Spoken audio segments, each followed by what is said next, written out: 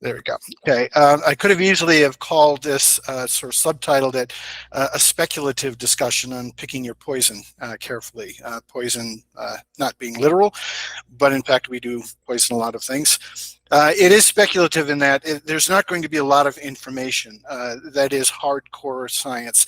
And that's because talking about the interplay between unwanted aquatic vegetation, so I'll just use SAV, and harmful algal blooms and cyanobacterial blooms, which I'll just say HABs, there's not a lot of interplay between those communities often, at least when it comes down to trying to manage the issues.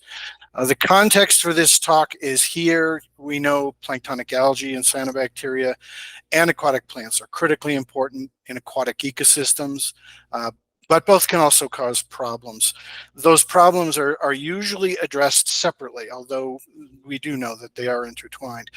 The addressing them is often driven by, I guess, a lack of understanding in some cases on how they can interact.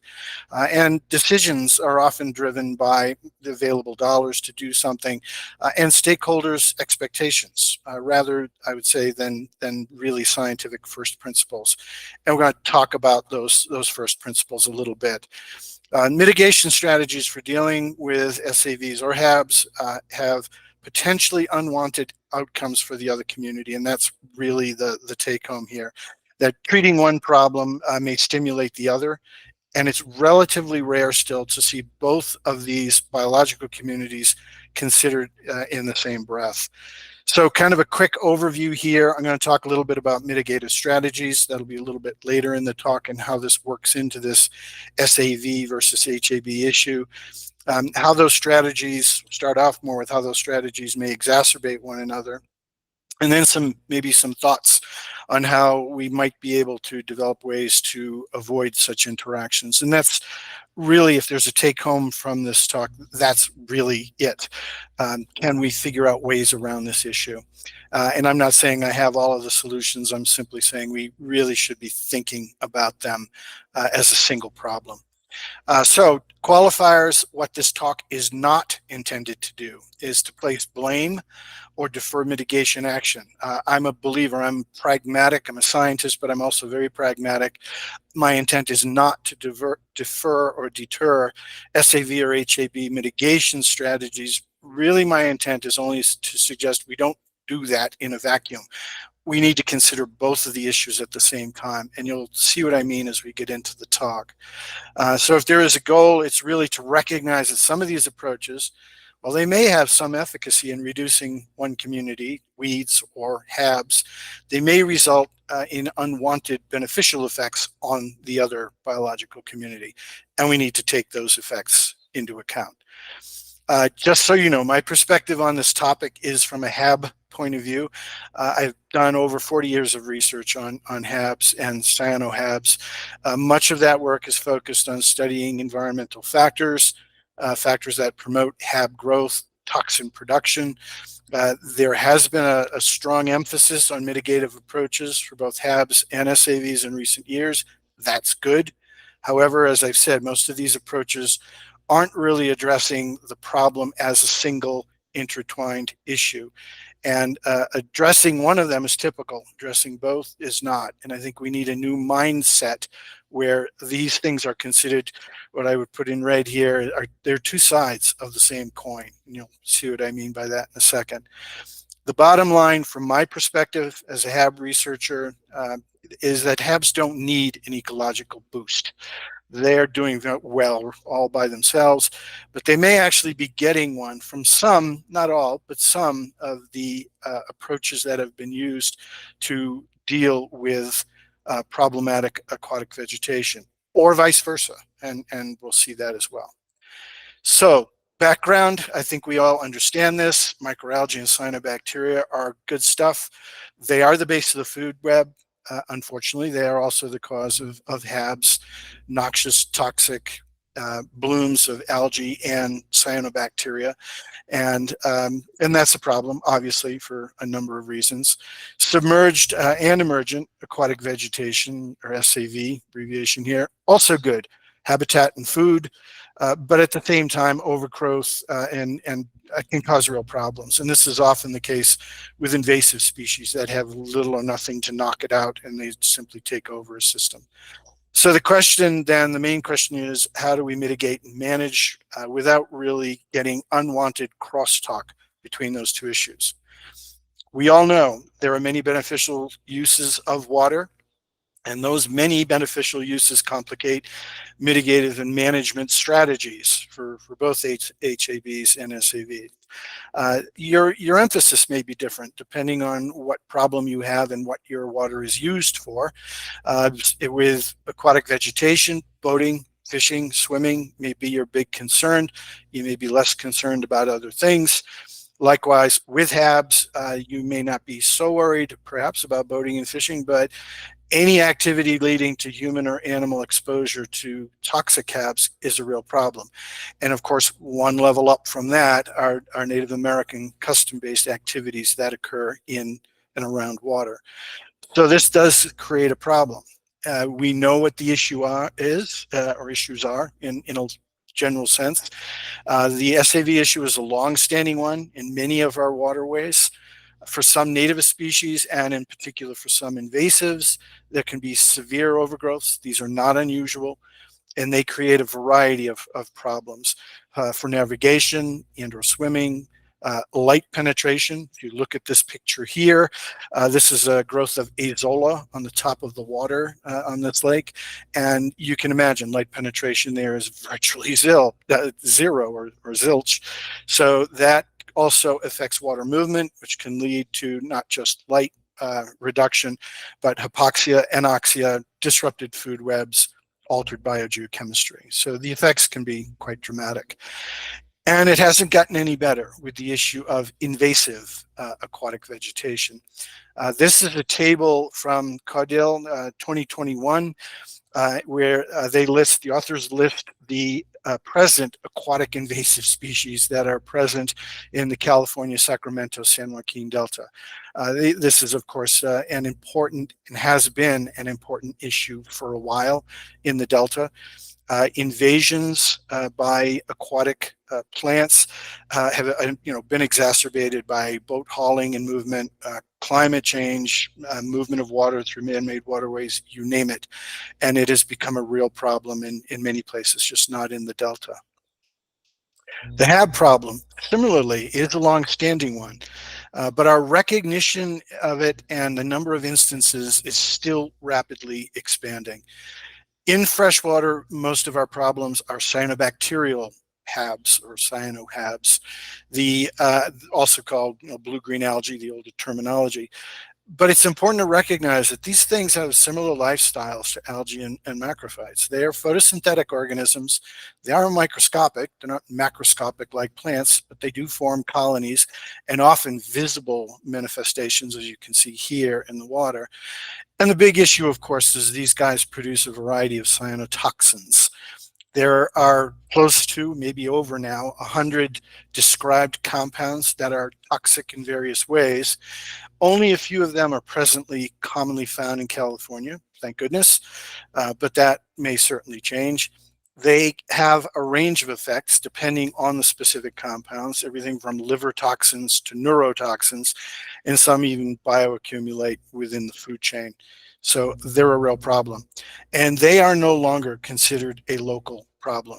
This is a figure taken from Patino et al. 2023. So just a recent summary of the occurrences and concentrations of microcystins, which is one of the hepatotoxins, the liver toxins, across the contiguous US. And you can see they're virtually everywhere. This was generated from a data set from 2017, the National Lakes Assessment, and I guarantee you that this is no longer accurate. There are more instances and higher concentrations in some cases that have been seen across the country. So definitely not a local problem, nor is it a state or even a national problem. It's a global problem. And pictures like these of these visible manifestations, these surface scums and accumulations, are all too common around well, around the globe at this point. Cyanotoxins, make no mistake, present a very real threat to human and animal health, and so dealing with them has been a very important aspect of addressing these aquatic issues. Okay, so the interaction between SAVs and HAB. Let's break it down to its simplest level. If we assume that there are acceptable chemical and physical conditions in a water body, that is, temperature's okay, ionic concentrations are acceptable, water movement is acceptable for the existence of SAVs and HABs, then ultimately both of these communities require and compete for the same potentially limiting resources down at the most basic level: light and essential nutrients. And in this respect, this is why I say these really are two sides of the same coin. They're competing for these things, and if one gets it, the other loses out, and vice versa. While competing for light can be very straightforward. Again, if you look at this, is a picture of Lake Anza, which is virtually covered with the growth of azolla. There's no light getting into that lake, or extremely little. So planktonic growth in there, growth of planktonic microbes, is going to be very, very limited. By the same token, or I should say on the flip side, this receiving water pond of a water treatment plant down South Bay, this is actually such a thick development of planktonic algae and cyanobacteria that there is going to be virtually no chance for light to get to the bottom to grow weeds on the bottom. You can see the scale up here. That water clarity probably ends at about 2 inches or so. These are pretty straightforward cases. But in between those extremes, there's a gray zone in our understanding of how SAVs and HABs interact. And the question that I have asked myself, and I'm sure many of you have asked, is can the SAV be playing a role in stimulating an HAB? We'll get to the flip side of that in a minute. But there is some now growing evidence that, yeah, there probably is some way that an overgrowth of vegetation could play a role in actually stimulating an HAB. For one thing, as this is noted in a couple of papers, macrophyte beds have a large local influence on water chemistry by inducing stratification, decreasing water flow, trapping particles, modifying the light environment. Another more recent paper is 2019. Macrophytes promote a stronger temperature stratification by retarding mean flows and reducing vertical mixing of the water. And then another one here, very recent, 2023, our results indicate that in macrophyte patches, phytoplankton community structure differed from that observed in the open ocean. Just put very simply, once aquatic weeds really start getting a hold, they not only do well themselves, but they can influence the community composition and the water chemistry and physics. Well, what are cyanobacteria like? They like decreased water flow. They like increased water column stratification, and they love warmer water temperatures and high light. So there is definitely the possibility that even though an SAV may rule, it might be setting the stage for a HAB to come in later, or specifically on what this is about in the case where the SAVs are mitigated. Okay, we'll come back to that. But what about nutrient competition? We talked about light. Well, SAVs and HABs are certainly two sides of the same coin here.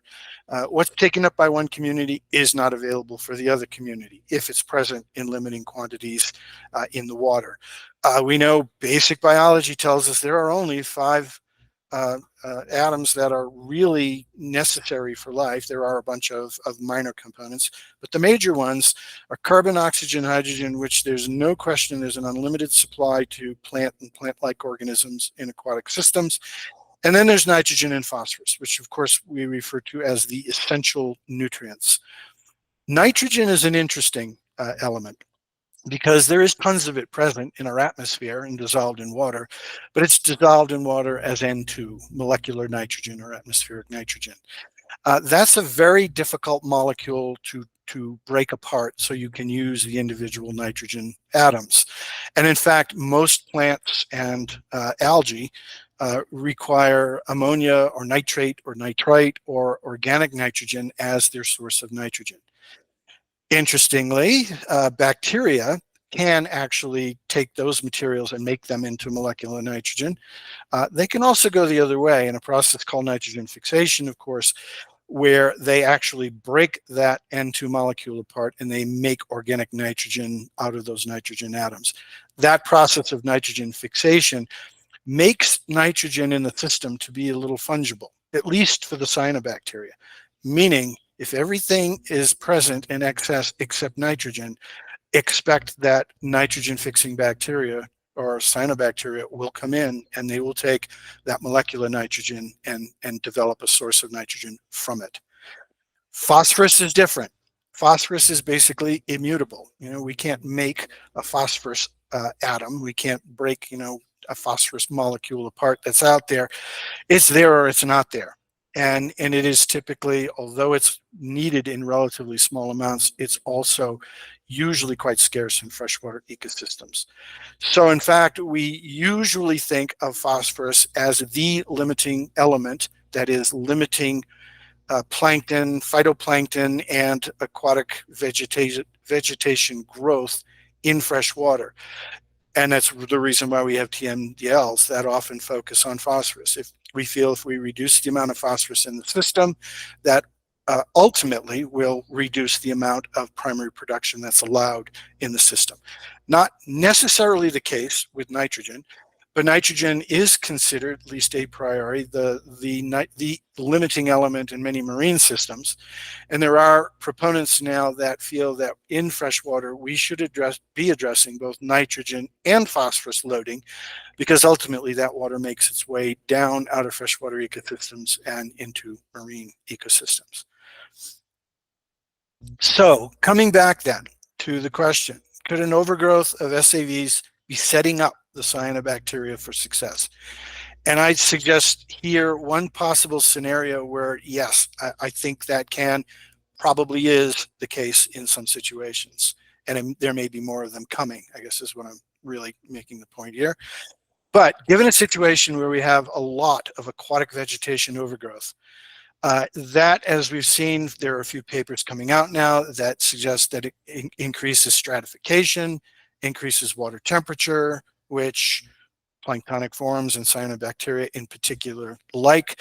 This may give an impetus for the grow-in of planktonic forms, and specifically in some cases the cyanobacteria.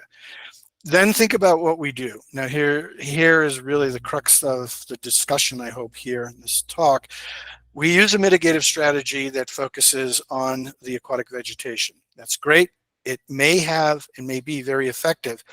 But ecologically, scientifically, what we're doing is we're clearing ecological space. We are relaxing nutrient competition for the plankton, and we're relaxing light competition for the plankton, because we're taking out the biomass of FAV, which increases light penetration, and we're killing it. We're making that material, as it's decomposed, give up its nitrogen and phosphorus back into the water. Well, in time, or with repeated mitigative strategies, that could result in a dominance of planktonic forms, and in particular, given the right circumstances, dominance of cyanobacteria. The cyanobacteria have superior buoyancy regulation. They can produce toxins, and some of them, as I mentioned, can fix nitrogen. So if it's all about the getting phosphorus and they compete for it, they can do fairly well here. That then gives sort of a cascading effect of, with the dominance of planktonic forms, decreased water transparency. So you're getting less light to the SAV. Intense nutrient competition from the cyanobacteria as they grow. They're very good at getting nitrogen and phosphorus from the water. That can lead to further reductions in the SAV biomass and thereby result in emergent cyanobacterial blooms. So this is one scenario, I think, where SAVs could in fact be setting the stage for HABs. On the flip side, you can ask, can the reduction of a cyanobacterial bloom be setting up SAVs for success? Again, one possible scenario here, the other side of that same coin, if you start with an environment that has rich cyanobacterial blooms taking place, and again, we use a mitigative strategy to reduce that HAB, well, again, we're clearing ecological space. We're relaxing the nutrient competition that the SAV will experience, and we're improving light penetration because we're getting rid of that HAB. Increased availability of nutrients, increased water transparency can allow grow-in of the SAV or vegetation in general. Again, if you do another mitigative strategy focused on the HAB, you will eventually or could eventually end up with an emergent SAV problem. And this is the idea of really needing to look at these two issues together. And as I've put in red in these last two slides, of course, the mitigative strategy that you use is important or can be important. So simply mitigating an SAV or a HAB problem could result in an environmental condition that stimulates the other. Trading one problem for another might be expected, and it might be expected to be more rapid or more severe under a number of factors. For example, high total N or total P in the system. Well, typically, if you've got an SAV or a HAB problem, you've already got high N, high P in the system. Favorable environmental conditions, and we can get into a whole discussion of various climate change related issues that might favor one or the other or both. And with SAVs, little to no natural predators if they're invasive. So if you've got something that can grow, nobody can eat it, that's about the best world you can hope for. And as I've been saying, mitigative approaches that enhance, in particular, those that enhance nutrient enrichment are going to be problematic. Okay, let's think about this now. Is there any support for HAB to SAV transitions out there? And I will freely admit there's not a lot. The problem is that while a lot of long-term lake managers and academic community people understand this, they typically aren't doing both observations at once. That is, they're not watching the plants and watching the HABs at the same time. The Wiz run what I feel is a really nice little paper, though, in Lakeline in 2020, where these authors looked at Coleman Lake, Minnesota, and they noted in there that measures reduced were taken to reduce the algal cyanobacterial blooms they were having starting in 2008. As they addressed and got that issue, the HAB issue, under control, the water clarity improved and the aquatic plants increased dramatically. And now, oops, now we have an aquatic plant problem. And this paper is not so much about that, it's about strategic aquatic plant harvesting. And I like it because it did note this transition that we pretty sure is possible and probably happening in some instances. But they also talk about using strategic aquatic plant harvesting as a tool to address it. And I would applaud this study because while it's not the easiest thing in the world, getting plants out of the system is important because when you remove them, you of course remove the nutrients they contain. So you are reducing internal nutrient loads in that ecosystem. And that is really the only way to fight both of these problems at the same time. Let's flip that around. Is there support for an SAV to HAB transition? I would put this in the maybe category. And by that I mean, again, there's not a lot of support other than anecdotal or long-term measurements that have been made, but I think the case is starting to be made for that. This picture on the left, or drawing on the left, is of course the Sacramento-San Joaquin Delta. It is a huge area that has been plagued with a number of issues. One of them over the years has been the presence of invasive vegetation. This is a paper by Caudill in 2021. And what they're noting here with all these little pixels are areas where the vegetation is more than 50% of the cover there, of the ground cover. So we know, mitigation in the Delta has been mostly chemical. There's been some mechanical, but a lot of it has been chemical, numerous types of chemicals over many years. The delta is nutrient rich, has been for quite a while. Many sources of nutrients, again, over years. But my question here would be, with treating this vegetation, are the herbicides that have been used and are being used helping or hurting the situation in the long term? Obviously, in the short term, they are helping. They're helping to keep the vegetation down, but at the same time, there are potential issues. And this, I think, is proof that we're seeing this SAV to HAB transition. This is a really nice paper by Ellen Priest and others that literally just came out. It's 2024, and it's called Managing a Cyanobacterial Harmful Bloom Hotspot in the Delta. And this is specifically the area around Stockton. We've seen, I've done studies myself in Discovery Bay showing it to be another hotspot in the Delta. What we feel is the nutrient enrichment in there without competition from vegetation in particular, and with the right water conditions, that is rather stagnant water or slowed water movement, it has allowed the development of problem cyanobacterial blooms. And these seem to be spreading. That is, the blooms that are formed seem to be spreading throughout the Delta, or maybe being formed in various spots within the Delta, as in the case of Stockton and Discovery Bay. So the question that I would ask here is, are we seeing an SAV to HAB transition? And specifically, could some mitigation strategies be playing a role in that transition if it's taking place? We'll come back to that in a second. But one other instance where I think we have a very interesting experiment going on an SAV to HAB transition is a project that's being done in Tahoe Keys Lagoons. So some of you may not know, Tahoe Keys is this warren of waterways at the south end of Lake Tahoe. Over the years, it's fairly shallow. Water movement is constrained. Over the years, it has developed a number of invasive weed problems.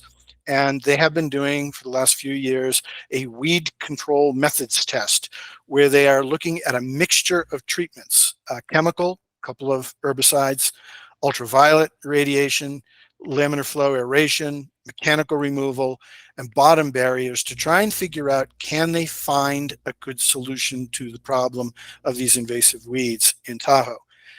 Interestingly, in the first year of the project, they noted increased turbidity and the appearance of some HABs in that area during the treatment periods, or in some of the treatment areas.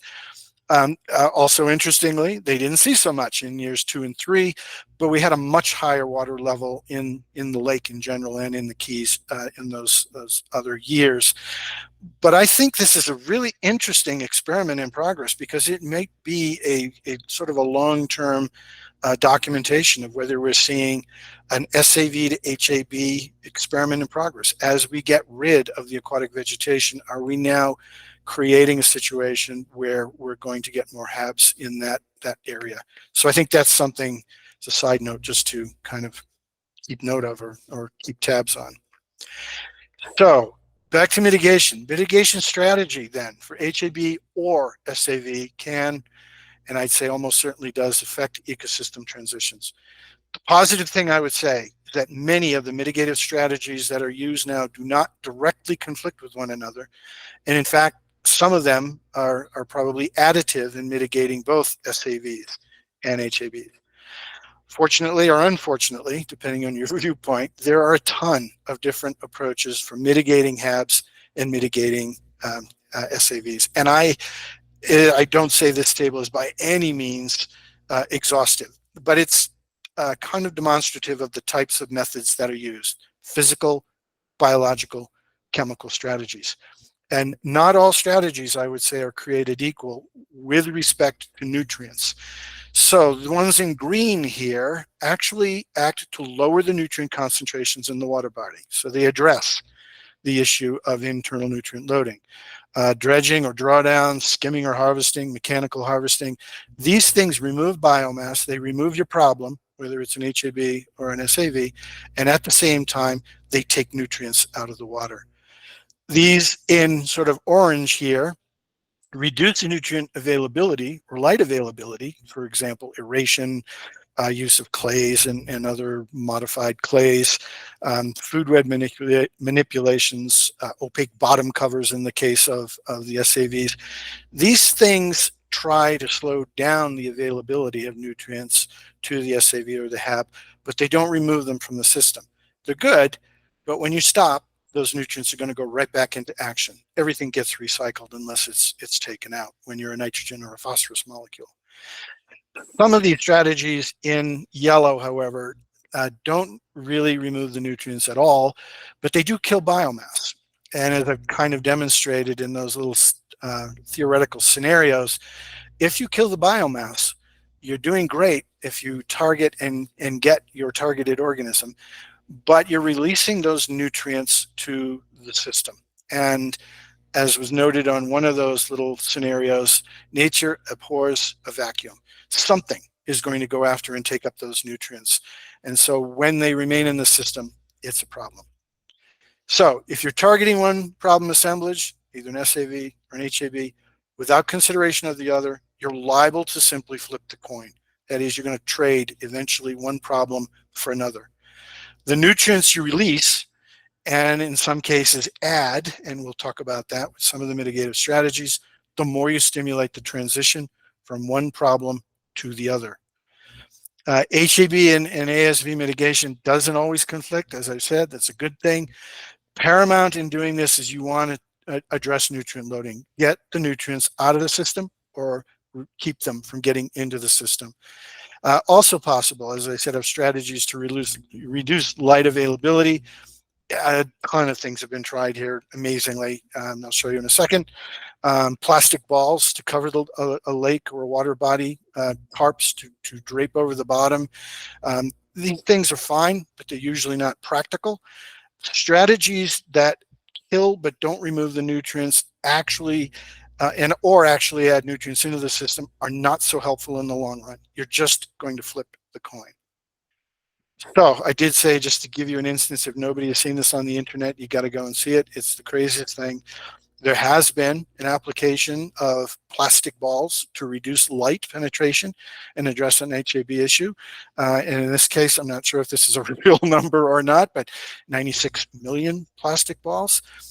Is that a realistic strategy? It certainly is going to stop any bloom from taking place, but probably not for the vast majority of your systems, unless you have deep pockets like MWD or something like that. But I'm told, based on the internet, that apparently it still allows one beneficial use of the water, swimming, but I wouldn't recommend it. It doesn't look like it's much fun. But the bottom line here is that we use herbicides a lot. They're commonly used. They're relatively inexpensive. They're relatively fast acting. What's not to use? Some of these even are neutral with respect to nutrients. That is, they don't add nitrogen or phosphorus. They do still clear ecological space. They're killing things, and whatever they're not killing is going to take up the nutrients that are released. So those nutrients are left behind, and that's a problem. Some are not even neutral. As an example, here are some herbicides that are sources of nitrogen. We don't think of herbicides as a source of nitrogen, but in fact, these commonly used ones across the top here, they contain significant amounts of nitrogen. And when this molecule goes in and does its dirty work on whatever it's trying to kill, when it's done, it's going to be degraded. It's not simply disappearing. When it's degraded, those nitrogen atoms will be taken out and they will be used by biology. So we're actually adding nitrogen to the system ultimately, even though we may be effectively targeting one of these communities, an SAV or an HAB. In the case of atrazine, which is an agricultural herbicide, and I'm sure lots of it gets into our waterways, this thing has 5 molecules of nitrogen. It's 32% nitrogen by weight. So effective on some weeds, maybe. Ultimately, you're adding nitrogen to your system, and if it's in the waterway, it's going to eutrophy. Some herbicides are better than others. These compounds here contain only one atom of nitrogen. It's better. Pure, which is actually one of the two that was used in the Tahoe Keys Lagoon methods testing project that I mentioned previously. That's better. But even some of the newer herbicides don't shy away from nitrogen. Here are four that, in a paper in 2021, listed in a paper, New Herbicides and Tank Mixtures for Controlling Water Hyacinth in the Sacramento San Joaquin Delta. Three atoms of nitrogen, two atoms of nitrogen, three atoms of nitrogen, two atoms of nitrogen. These are still ultimately adding nitrogen to the system. And while they may work as herbicides against aquatic plants, ultimately they'll be broken down. And without the plants there, guess who's probably going to use those molecules of nitrogen? There are alternatives, at least that don't exacerbate nutrient enrichment. And I would note here, they still may create conditions that give a competitive advantage if you're treating SAVs to the cyanobacteria, because they're releasing the nutrients contained in the SAVs and they're improving light availability by getting rid of the plants. One of those here, endothol, is another one that was used in the Tahoe Keys Lagoon aquatic weed control.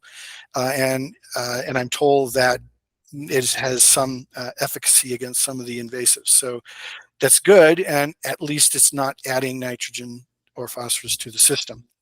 That doesn't mean that herbicides don't have other issues. Some obviously certainly do, and there are great pluses and minuses to using them. But from a nutrient enrichment point of view, less nitrogen, less phosphorus is better. And here's my poster child for what not to do. Glyphosate. Glyphosate is 22% by weight phosphorus and 10% by weight nitrogen. You have both of the essential limiting elements in the same molecule. And when those go into the system, fine, they have whatever action they have.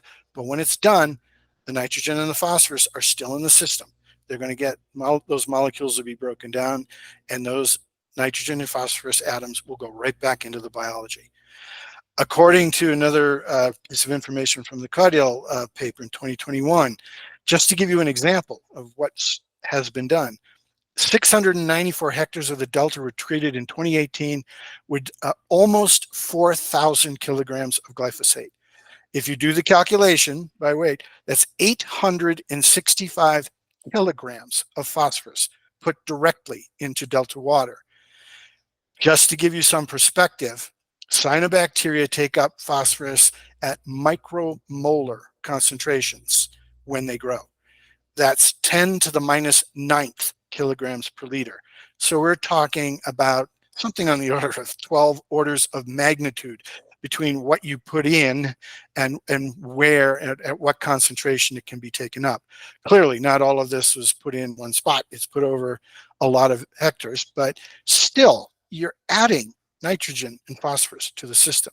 And to me, it raises the question of, have we been hastening a cyanobacterial takeover in the Delta by killing off the competitors, the aquatic vegetation, and enhancing nutrient enrichment for both nitrogen and phosphorus?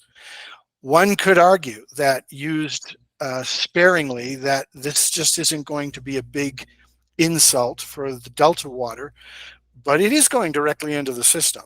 And you know, we really don't know how important that might be. So something worth considering. So then, will anything work for simultaneously addressing SAVs and HAVs? I'd venture a yes, but I think we need to think a little bit more broadly. I wouldn't say outside the box, because I think we have the information, but we need to think more broadly. That is, this is a single issue. There are some traditional management and mitigative strategies that will not result in trading one problem for another. And I've talked about those: addressing nutrient loading, reducing external nutrient loading, reducing internal nutrient loading, reducing nutrient availability of internal nutrient loads. These are all good things that put us in the right direction. But there are some other, I think, possibly less obvious, but probably still important mitigative strategies we should also consider. I think we should consider herbicides that don't ultimately add to our problem. Adding nitrogen and or phosphorus is working against our own best interest. Okay, that we should just consider that. Consider phosphorus binding approaches in concert, perhaps, with herbicide treatments. The idea is to immobilize the released phosphorus after you kill biomass before it can stimulate the non-target taxa. And in fact, I put the asterisks here because this is already being done in some HAB treatment programs. And I think it's a really smart approach, given the limited tools we have to mitigate right now. Consider temporarily segregating SAV and HAB treatments, if nothing else. Don't put them in together. Seasonally, you might want to treat your weeds in the spring when they start growing fast before the HABs get rolling. And then as summer, early fall rolls on and the waters get real warm, then go after the HABs. That's one way of thinking, or at least considering a management strategy. Or maybe even spatially segregating those treatments if your hydrography and hydrology will support that approach. Above all, I think we need to begin to start thinking about monitoring for the effectiveness on and the responsiveness of both aquatic vegetation and HABs. Focusing on one problem may be okay for you and your lake right now, but anticipate that changing in time if your lake is eutrophying. Start looking. Are you seeing shifts in dominance between weeds and plankton? Do you think any of your mitigative strategies right now are pushing that? Should you consider other mitigative strategies? And then finally, of course, I get it. I'm not an idiot. I know beneficial uses are what really drive your decisions. So you may need to adapt accordingly. I'm a pragmatist, so I understand that you can only do what you can do. If your big deal is swimming drinking water, then probably HAB issues have got to be your main focus because those toxins are very nasty. If it's fishing and navigation, you're not so worried about swimming, drinking, maybe SAVs are the issue that drive your decision. That's your decision to make and based on what your lake looks like. And then finally, mixed use waters, those are always going to be the most challenging because everybody wants it all sometimes or most of the time.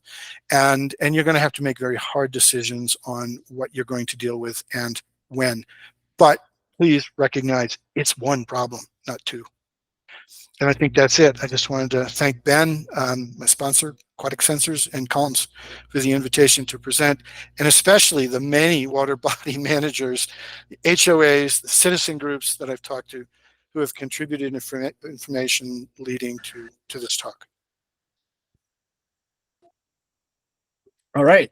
Thank you for the presentation. Are there any questions?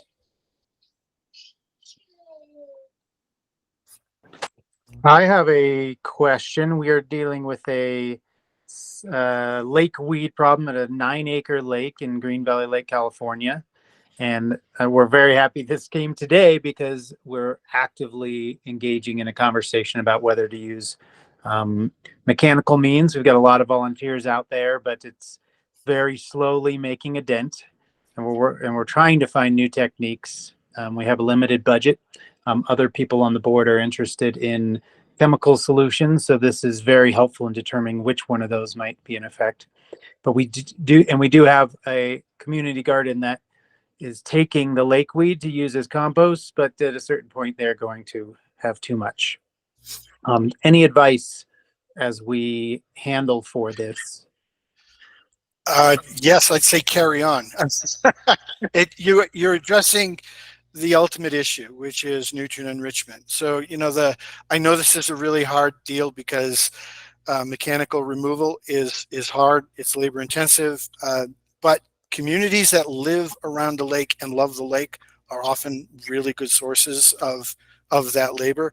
But there's nothing wrong from removing those weeds. You are actually taking nutrients out of the water, which is ultimately probably where your problem comes from. The question I would ask you is, how long do you think it took for this to become a problem? Years, decades, centuries? You're looking at a long-term eutrophication of the lake, which is going to take time to reverse. What you're doing is not a bad thing at all. In fact, it's probably the best thing. It's just slow and tedious. Mm-hmm. but I don't think there are any real, there's no silver bullet right now. And I've only talked about the mitigative strategy or chemical mitigative strategies from the point of view of whether they contain nitrogen or phosphorus. I just find it absurd to put glyphosate in the water. I understand it's effective. I understand that, but you're adding both elements that are needed for phytoplankton growth into the water. You can't not eventually get that to come back to bite you on the rear end. So I do think you're going through the right process. You want to design your mitigative approach carefully so that you don't exacerbate it. You don't exacerbate the problem, and you're monitoring it properly. But it sounds like you're on the right track. I guess the follow-up question would be, would you recommend a chemical addendum to this solution, or should we try to avoid it? Yeah, that's a great question. And I probably should have said from the get-go here that what you do in your lake is totally dependent on your lake. Right. Meaning, We have fishing and swimming here. yeah, no, not even so much just beneficial uses of it, but the hydrography of your lake, the hydrology of your lake, how does it freeze over? Does it not? All of these things make every entity, essentially every lake out there, a little bit different. And what might work in some lakes may not work in others, and vice versa. So I think you need to really get someone to evaluate your lake carefully and say, okay, these are probably the things you should avoid because they just don't make sense given the condition and the state of your lake, physical and chemical state. And these are ones that might be worth considering. I think you need to do that. And I get it. That's really hard for lake managers to do this. One of the reasons why I have a consulting company in addition to my academic position is because I do think lake managers need that information, and they should go and get that information before they jump with both feet into what could be a very expensive wrong thing to do. Got it. So we would be looking for somebody who is doing consulting work similar to what you do. Yeah. Thank you so much. This has been so valuable. We really appreciate it. My pleasure.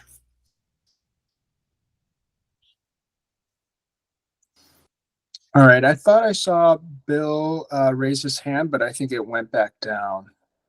Anyone else have a question? Feel free to also type it in the chat. I am monitoring those messages. Stephen just said there are a list of HAB consultants on our California lake management website. But also previously, Stephen also mentioned that we will have several talks at the NALMS conference in Lake Tahoe this fall. So just a shout out to our annual conference. We'll be hosting the national conference at Lake Tahoe from November 8th to 11th, I believe. And so anyone who is interested in attending is welcome to attend. And it's going to be a great event. So we hope to see you all there.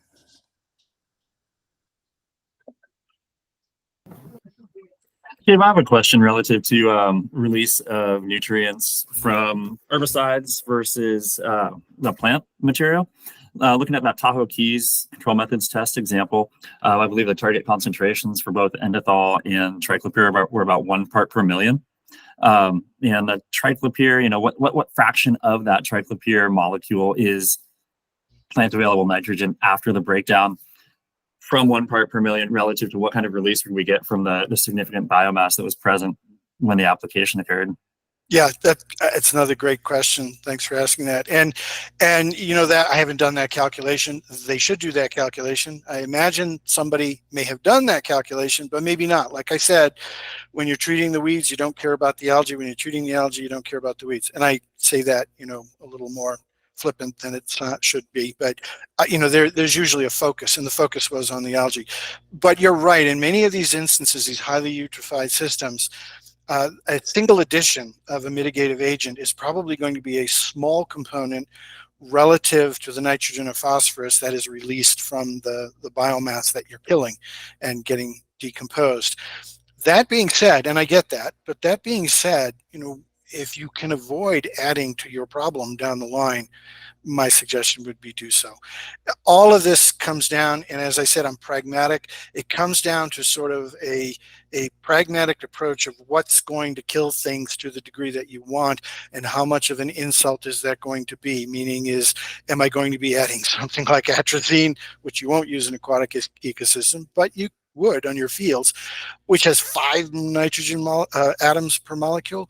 Or is it something like endothol, which has none? If you're getting equal efficacy with the compound that is not providing nitrogen and phosphorus to the system, why not use it? But I get it. Sometimes it just doesn't work. In invasive species, my understanding is that different species are susceptible to different herbicides. But my guess would be, not having done the calculation, what came out of the plants that they killed, probably a small proportion of what they added in the nitrogen present in the herbicide. Yeah, thanks for the discussion, Dave.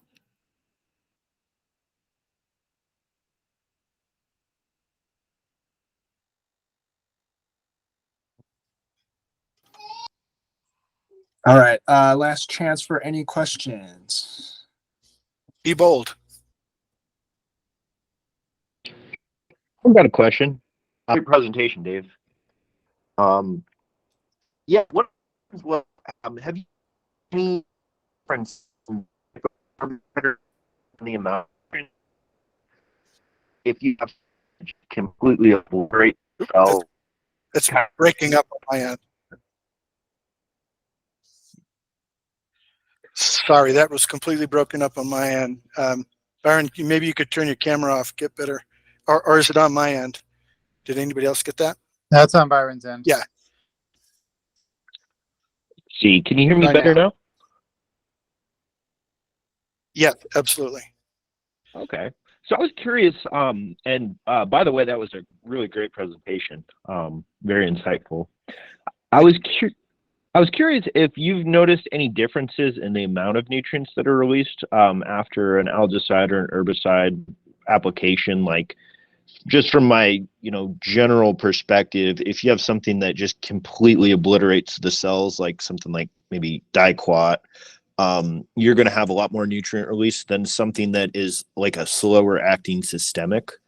Have you seen any evidence or like just changes in nutrient release based on the type of herbicide or algicide?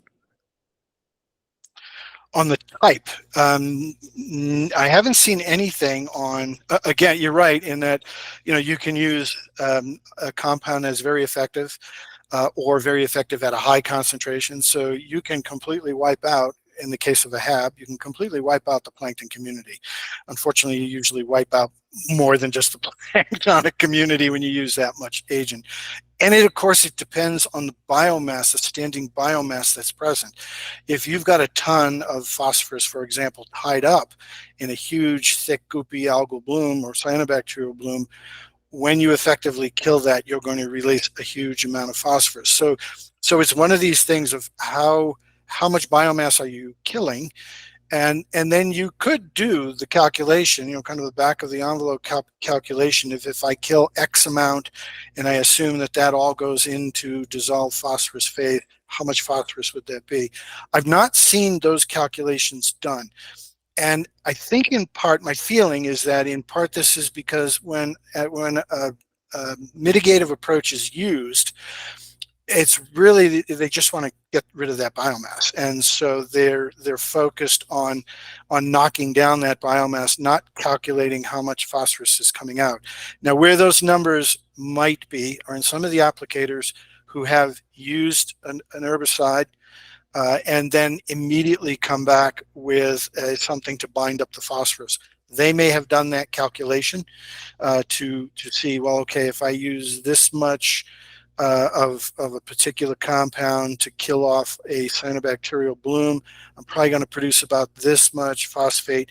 I'm going to put this much lanthanum modified clay in the water in order to grab that phosphorus and send it to the bottom. Those calculations may be done, but boy, I don't know of anyone who has summarized those and published them. I would love to see that, though.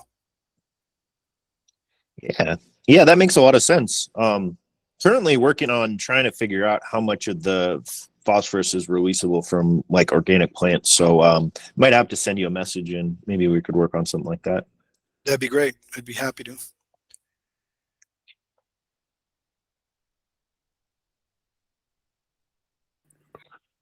I just wanted to throw in, I did a couple of quick searches while everybody was chatting, and the numbers I found were for aquatic macrophytes, less than 1% of nitrogen per, or they are less than 1% nitrogen, and somewhere between less than a half and lower than that percent phosphorus.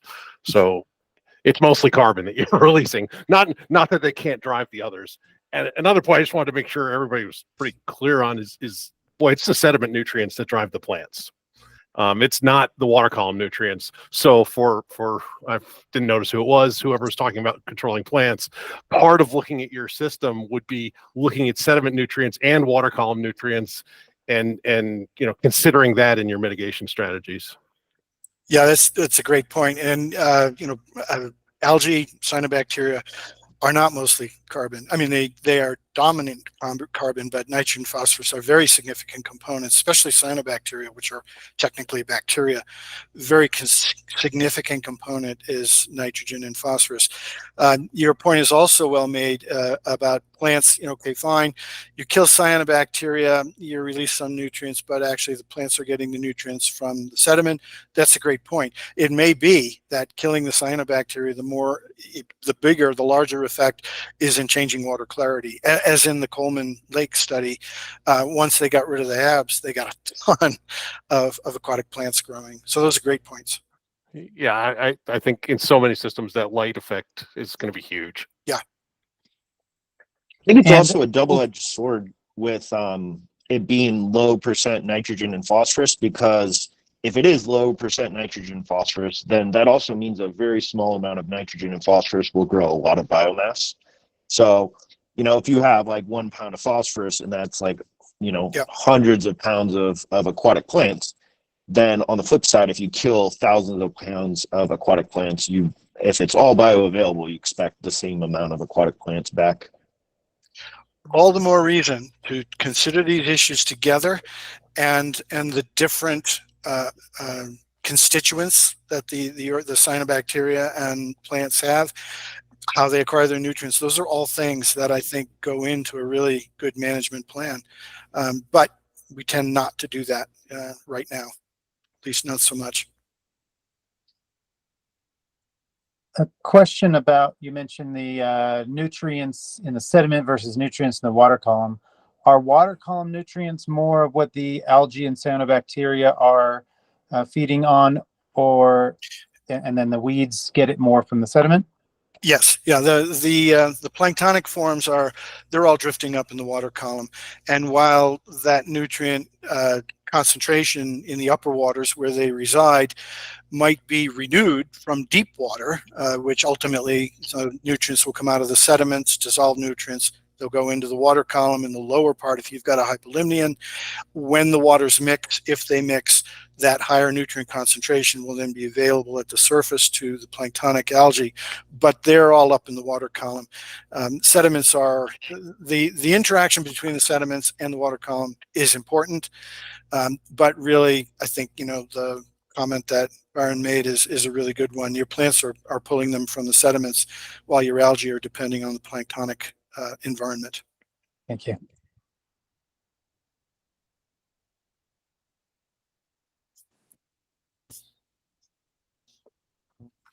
Go ahead, Tom. Hello, Dave. Hello, old friend.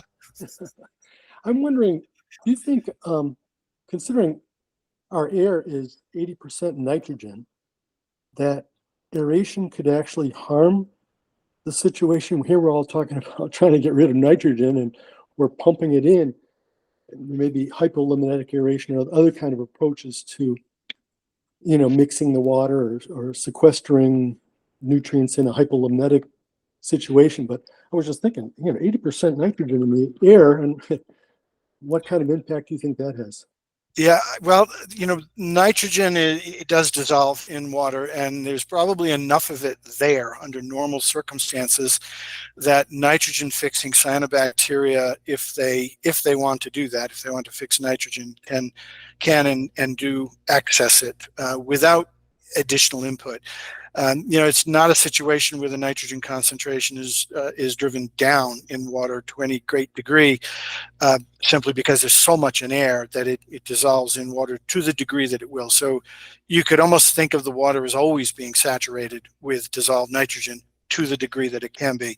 And pumping air and the nitrogen that constitutes 80% of the air probably makes very little difference to the availability of that molecule to nitrogen fixing cyanobacteria. And that's, again, I'm not sure if there's any hard scientific information to support that, but that would be my thought on first principles. The oxygen, not so much, because oxygen is readily utilized, and you can, of course, use that up in the water column by the time you get down, or before you get down to the sediments. But nitrogen is really not touched that much. There's just so much of it around. And this is one of the reasons why freshwater biologists for years have focused on phosphorus. Phosphorus, as I kind of said, is sort of chemically immutable. It's either there or it's not.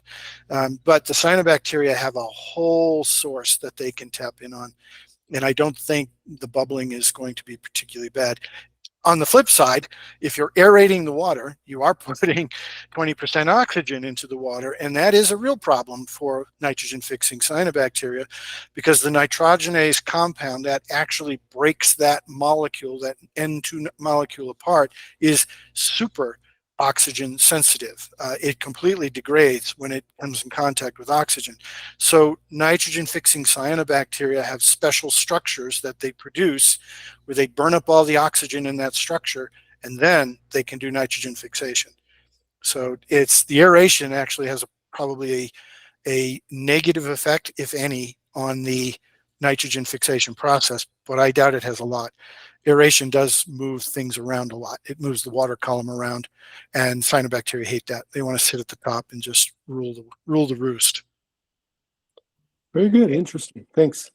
And the oxygen effect on phosphorus is even more complicated, Right. in that you'll accelerate decomposition rates with the oxygen, but you'll also at least tend to keep it in the sediments. So it's complicated. It's the short answer of every question. Unfortunately, that's true. It's complicated, which is, I think, why many lake managers who manage their lake, a single lake, HOAs, these kinds of things, they have a tough time making the right decisions because they don't know all of that complexity. It's very difficult to follow all of that unless you are lake, big mini lakes manager, or you have the academic background. So that's why I started my consulting company, because I see many lake managers needing that information that they simply don't have.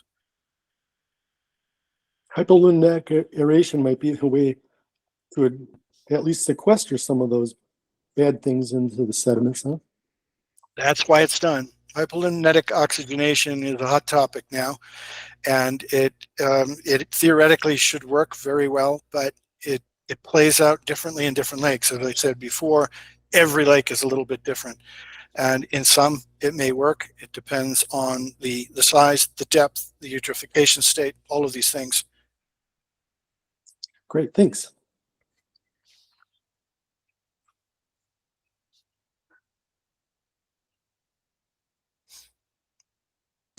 All right. Well, that was a really lively discussion, and I'm glad we got that recorded. So if there's any last chance for questions, please ask now, or we will conclude the meeting.